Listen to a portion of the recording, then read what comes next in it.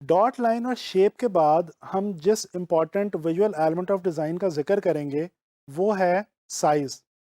आइए जानने की कोशिश करते हैं कि साइज़ दरअसल है क्या और ग्राफिक डिज़ाइन के अंदर इसकी क्या इंपॉर्टेंस है।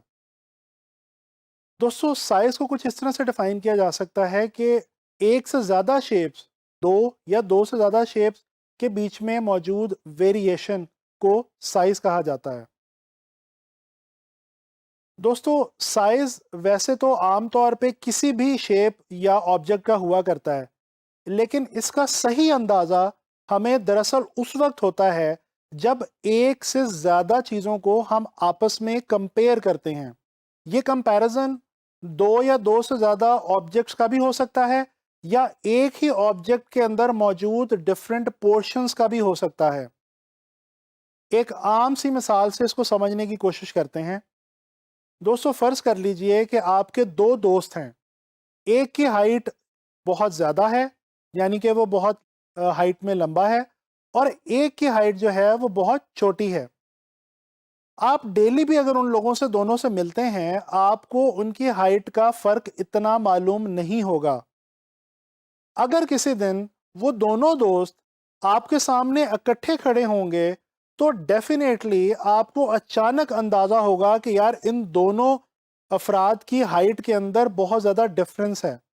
तो मालूम ये हुआ कि साइज़ के बारे में, चाहे वो किसी इंसान के जिस्म का हो या वो किसी भी ऑर्गेनिक या नॉन ऑर्गेनिक चीज़ का हो, एक्चुअली हमें उस वक्त सही अंदाज़ा होता है जब हम उन दो या दो से ज़्यादा चीज़ों का या उस एक चीज़ के पोर्शंस का कंपैरिजन करते हैं।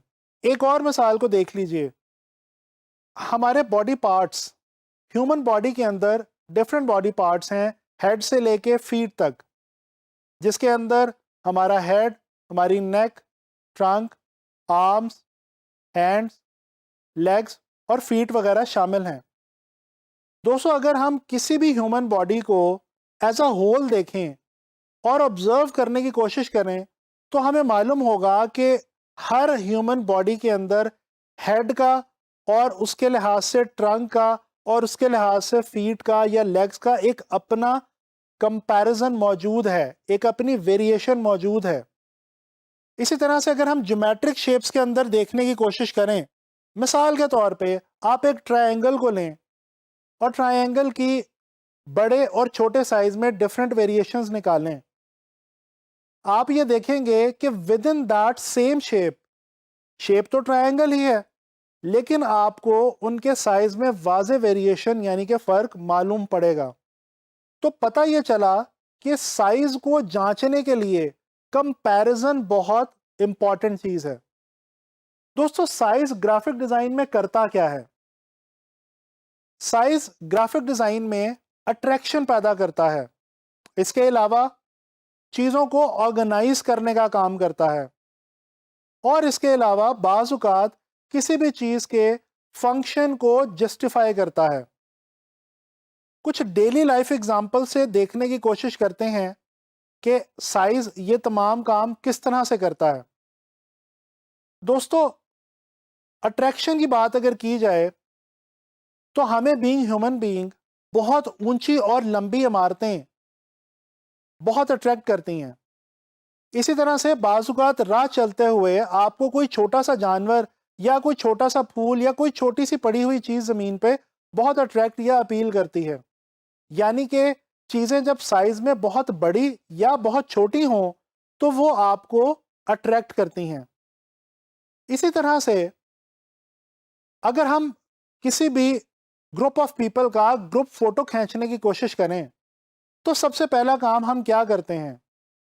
फोटोग्राफर सबसे पहले ये रिक्वेस्ट करता है कि कम हाइट वाले लोग आगे की तरफ आ जाएं और ज़्यादा हाइट वाले लोग पीछे की तरफ चले जाएं। बेसिकली उस वक्त फोटोग्राफर कर क्या रहा है? वो साइज और हाइट के मुताबिक ऑर्गेनाइज करने की कोशिश कर रहे हैं उन लोगों को। इसके अलावा एक और एग्जांपल देखिए।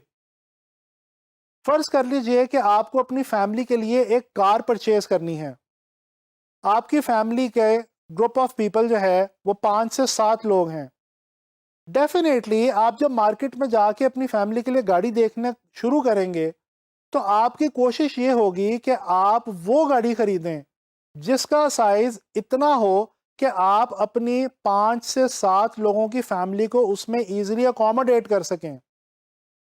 तो बेसिकली एक हमारा डिसीजन गाड़ी परचेज करने का ये भी साइज पे डिपेंड कर रहा है, या इन अदर वर्ड्स साइज जो है वो हमारे इस डिसीजन को जस्टिफाई कर रहा है। अगर प्योरली ग्राफिक डिज़ाइन के हवाले से बात की जाए तो ग्राफिक डिज़ाइन के अंदर भी साइज जो है वो अट्रैक्शन भी पैदा करता है, चीज़ों को ऑर्गेनाइज भी करता है। चीज़ों को ऑर्गेनाइज करने के हवाले से एक बहुत ही बेहतरीन मिसाल देखिए। गौर से कभी न्यूज़पेपर और मैगज़ीन को पढ़ने की कोशिश करें।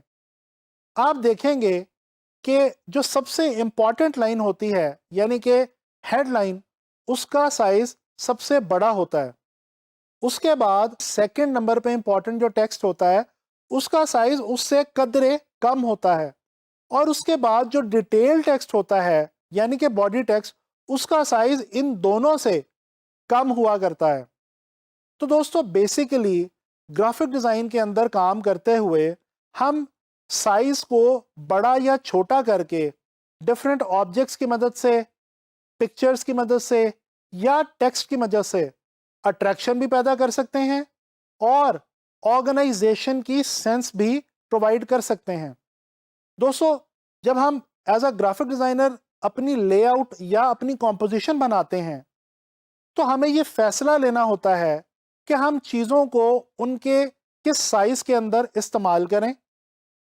इस फैसले की बुनियाद पे हम अपने डिज़ाइन के अंदर ब्रेक भी दे सकते हैं, मुख्तलिफ एलिमेंट्स को फिट इन भी कर सकते हैं और इसी तरह डेप्थ या पर्सपेक्टिव भी बना सकते हैं।